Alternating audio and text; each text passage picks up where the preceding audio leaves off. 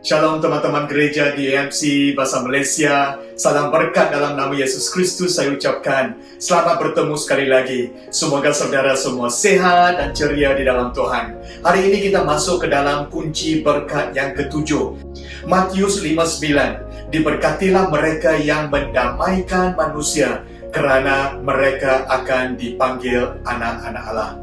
Saudara, salah satu skill set kehidupan yang penting yang harus kita pelajari di dalam hidup kita ialah bagaimana untuk kita menyelesaikan konflik ataupun conflict resolution, dan bagaimana mendamaikan perhubungan yang tegang ataupun relationship restoration, saudara.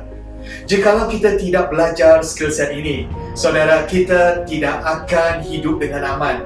Hidup kita akan sengsara. Kerana manusia di dalam dunia ini, termasuk saya dan saudara, adalah orang yang tidak sempurna. Dan konflik akan tentu berlaku setiap hari di dalam kehidupan kita. Oleh itu, teman-teman sekalian, kita harus tahu bagaimana untuk mengendalikan konflik. Amin, saudara.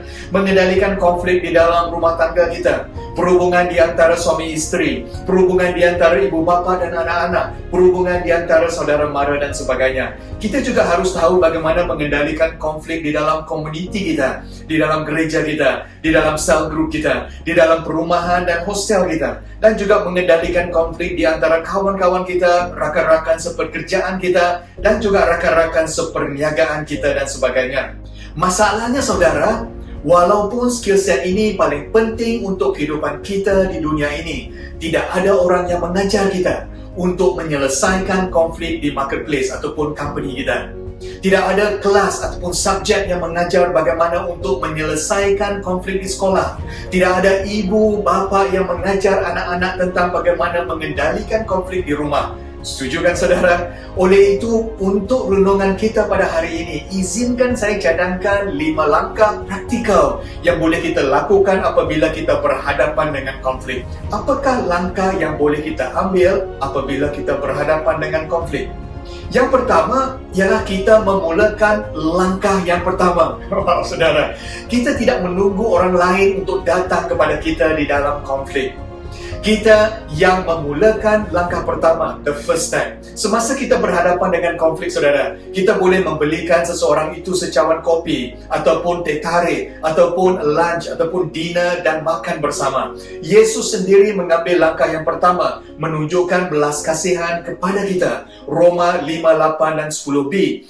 Saudara, Yesus tidak menunggu kita untuk meminta maaf. Yesus memulakan langkah yang pertama, the first step. Lebih daripada itu, saya cadangkan kita memulakan pengakuan kita terlebih dahulu, walaupun kesalahan kita sedikit. Walaupun, saudara, kebanyakan salahnya adalah di pihak lain.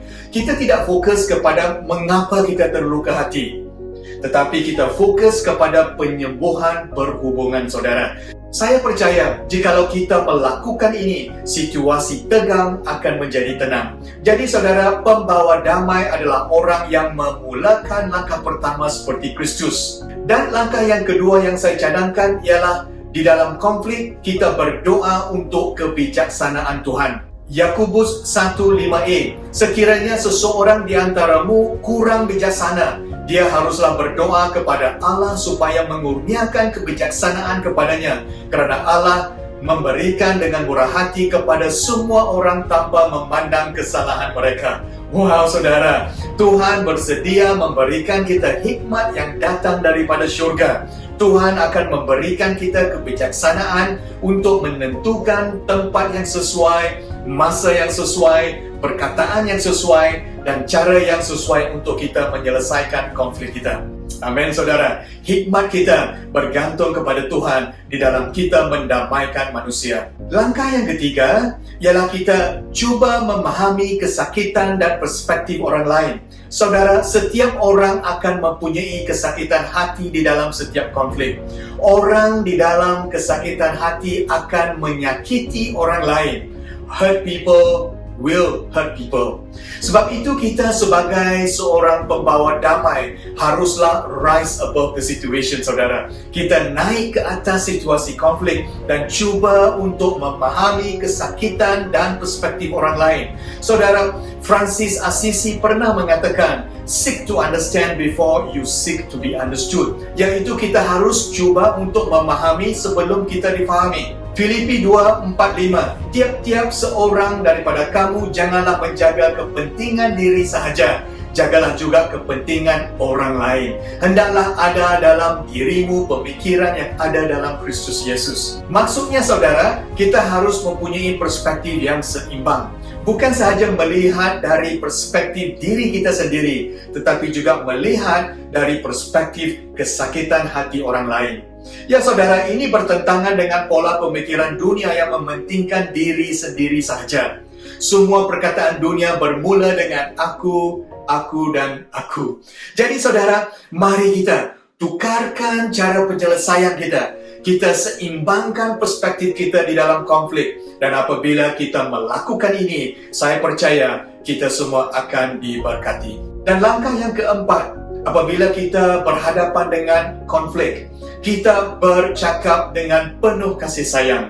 Efesus 4:15. Sebaliknya kita sentiasa bercakap benar dalam kasih dan bertumbuh dalam segala hal ke arah Dia yang menjadi kepala, yaitu Kristus. Saudara, kebenaran sahaja tidak cukup. Ia bukanlah sahaja mengenai apa yang kita katakan, tetapi bagaimana kita mengatakannya.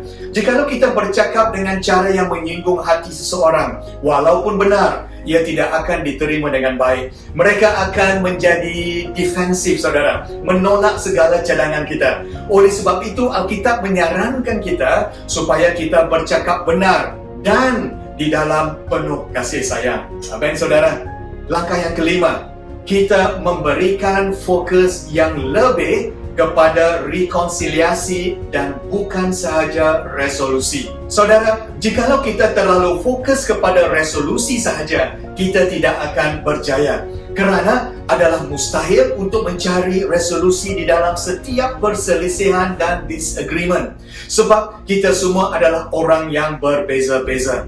Tetapi apabila kita mempunyai posisi hati yang fokusnya ialah kepada rekonsiliasi ataupun perdamaian, fokus perbincangan kita, saudara, ialah untuk memperbaiki perhubungan. Dan apabila perhubungan diperbaiki, yang lain akan diselesaikan. Sama seperti apa yang Allah lakukan, mendamaikan kita kepada Allah melalui Yesus Kristus terlebih dahulu. Dan dengan itu, proses penyucian akan menurut sama. Sebab itu fokusnya ialah rekonsiliasi, saudara, lebih daripada resolusi. Amin, teman-teman sekalian. Jadi saudara, di dalam dunia yang banyak konflik ini, peperangan, perpecahan, pergaduhan, prejudis, rasisme, perpuakan, terorisme dan sebagainya, perkara yang paling penting yang boleh kita lakukan di dalam dunia ini ialah untuk menjadi pembina jambatan, saudara, dan bukan pembina dinding.